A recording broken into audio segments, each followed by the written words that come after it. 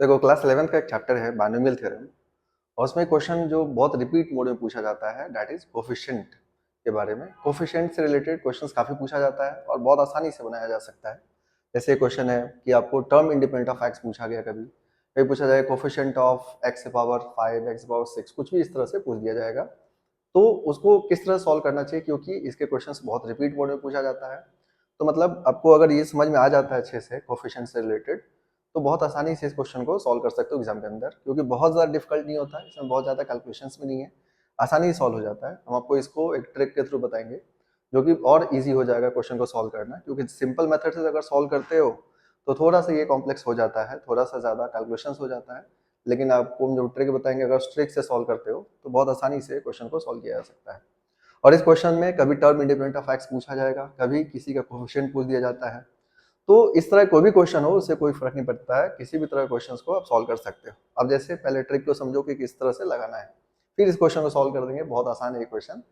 जैसे अगर आपको कभी भी किसी का कोई भी एक्सपेंशन के बारे में दे रखा हो तो इसको जैसे मान लो लिखा हुआ है a x power p plus of b x के पावर क्यू की पावर यहाँ पर एन है। अब इसमें आपसे पूछा गया कि कोफिशिएंट बताओ। जैसे टर्म इंडिपेंडेंट ऑफ एक्स का मतलब क्या होता है कि कोफिशिएंट ऑफ एक्स पावर 0 या कांस्टेंट टर्म कह सकते हो। तो इस तरह से कोई भी कोफिशिएंट पूछा जा सकता है। जैसे मान लो कोफिशिएंट ऑफ पूछा गया तुम्हें कि एक्स पावर जेड का कोफिशिएंट क्या होगा, ठीक है, कोई भी टर्म्स हो सकता है, जैसे एक्स पावर 5 एक्स पावर 6 कुछ भी। तो इसका एक हम ट्रिक बताते हैं आपको एक फार्मूला के थ्रू, जो कि बहुत आसानी से आप यहाँ पर फाइंड कर सकते हो। क्योंकि देखिए यहाँ पर जो सबसे मेन जो प्रॉब्लम है कि ये जो टर्म्स जो आपसे पूछा जाता है ये कौन सा टर्म होगा ये नहीं पता है हमें। तो इसके लिए हमें पहले टर्म्स पता करना होता है, यानी आर का वैल्यू पता करना होता है, जो कि थोड़ा कैलकुलेशन में आपको मिस्टेक हो सकता है। पर हम आपको जो ट्रिक बताएंगे इसके थ्रू क्या होगा, बहुत आसानी से आप क्वेश्चन को बना सकते हो। तो इसलिए करना क्या आपको, z इज इक्वल्स टू, इसको लिखना है n minus r into p plus of q into r. ये आप लगा लोगे, इससे क्या होगा कि r का वैल्यू आप डायरेक्टली फाइंड कर सकते हो। z मतलब हो गया जो कोफिशिएंट पूछा जाएगा उसके पावर, n हो गया टोटल पावर, जो टोटल पावर आपको गिवन होगा इसका दैट इज n। r आपको पता करना है, p मतलब फर्स्ट टर्म जो x होगा उसके पावर, एंड q जो हो गया सेकंड टर्म का पावर। अब इसमें ध्यान रखना है कि अगर कोई टर्म्स ऐसा दे रखा हो जो डिनोमिनेटर में दे रखा है तो उसको आप न्यूमरेटर में करके लिखोगे। जैसे अगर मान लो ये एक्स पावर क्यू नीचे रहता तो हम लोग माइनस क्यू लिखते हैं यहाँ पर। जैसे b बाई एक्स क्यूब है जैसे इस क्वेश्चन में है, तो यहाँ पर एक्स स्क्वायर लिखा हुआ है तो इसका मतलब p की वैल्यू 2 हो जाएगा, और 1 बाई एक्स क्यूब है, एक्स क्यूब नीचे है तो इसका मतलब -3 हो जाएगा q का वैल्यू। और इसको मैं सीधा सीधा आप राइटली क्या कर सकते हो, आर निकाल सकते हो। एंड देन जो भी टर्म्स आपको कोफिशिएंट पूछा जाएगा उसको सॉल्व करोगे तो इजीली आपका क्वेश्चन सॉल्व हो जाएगा। और इसको ध्यान रखना चाहिए क्योंकि इससे रिलेटेड क्वेश्चन काफी पूछे जाते हैं। तो इस क्वेश्चन में देखते हैं कि टर्म इंडिपेंडेंट ऑफ एक्स जो पूछा गया आपसे कि इस मेथड के थ्रू कैसे सॉल्व किया जाएगा, जो कि बहुत आसानी सॉल्व कर सकते हो। तो चलो देखते हैं हम लोग इस क्वेश्चन सॉल्व करके। तो यहाँ पर अगर आप इस क्वेश्चन सॉल्व करते हो बेसिकली तो करना क्या आपको, इसमें पूछा गया है कि term independent of x. Term independent of x का मतलब यहाँ पर ये हो गया कि कोफिशिएंट ऑफ एक्स के पावर 0। तो देखो जब हम लोग इसको सॉल्व करेंगे तो करेंगे क्या, basically root under a x square plus 1/2x cube है।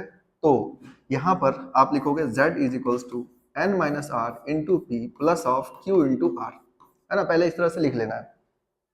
अब यहाँ पर देखो z क्या लोगे, तो z मतलब टर्म इंडिपेंडेंट ऑफ x जब दे रखा हो तो 0 लेना है, क्योंकि टर्म इंडिपेंडेंट ऑफ x का मतलब हो गया x के पावर 0 का कोफिशिएंट।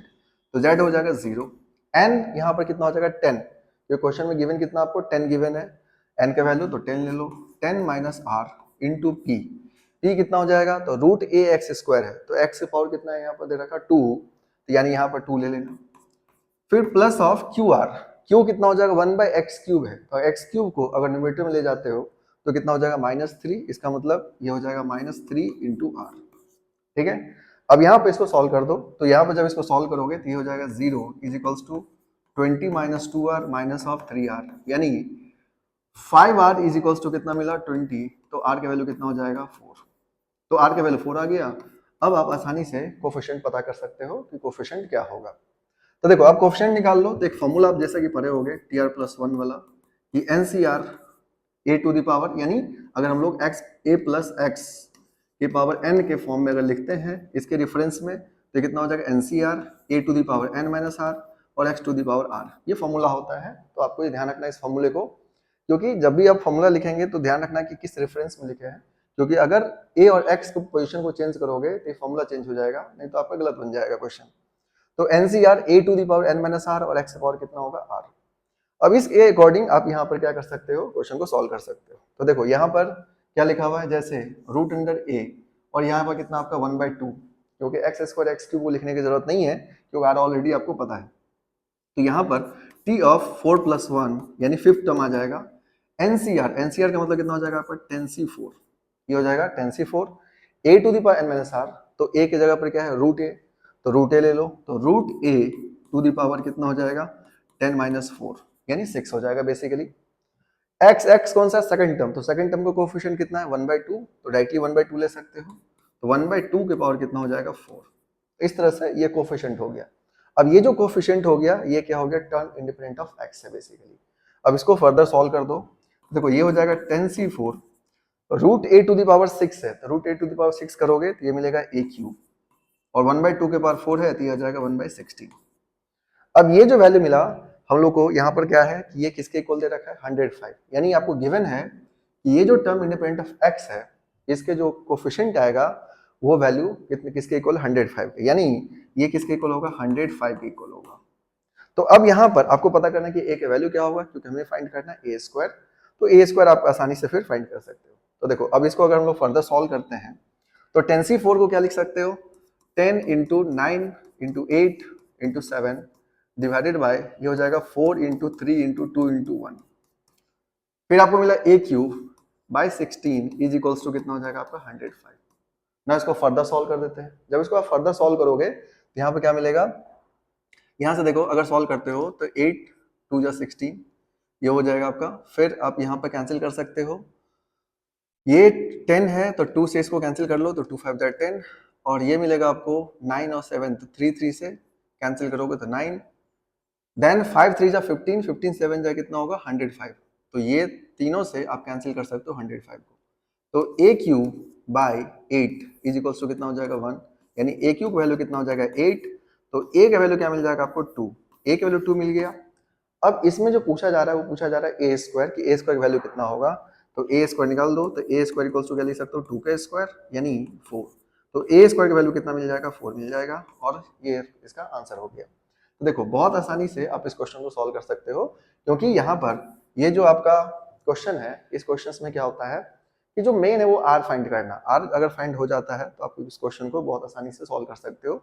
इस तरह क्वेश्चंस काफी रिपीट मोड में पूछा जाता है, तो आर को फाइंड करने के लिए जो आपको ट्रिक बताएं उस ट्रिक को अगर आप यूज करते हो तो बहुत आसानी से आर आ जाएगा। जैसे ही आर आ गया कोफिशिएंट निकाल लोगे एंड देन जो भी पूछा जाएगा आप सॉल्व करोगे, आपके आंसर आ जाएंगे।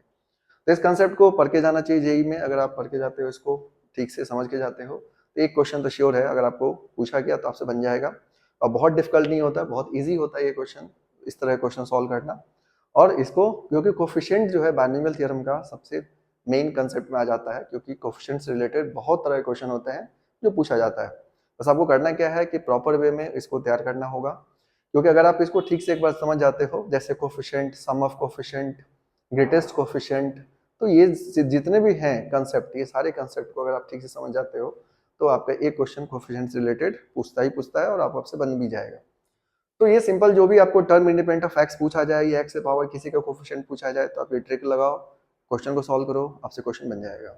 इसके अलावा जब आपको सम ऑफ कोफिशिएंट की बात करेंगे हम लोग तो देखते हैं सम ऑफ कोफिशिएंट अगर आपको जो उससे क्वेश्चन होता है तो उसके क्वेश्चंस को भी आप आसानी से सॉल्व कर सकते हो। तो उसके लिए आपको थोड़े से अलग कंसेप्ट पढ़ना होता है सम ऑफ कोफिशिएंट का, जो कि आपको हम बता देंगे। एंड आप इसको पहले ध्यान रखो, इस तरह क्वेश्चंस को जितने भी क्वेश्चन दे रखा होगा आप उसको सॉल्व करो, और फिर आपको कोई दिक्कत हो तो आप पूछ सकते हो।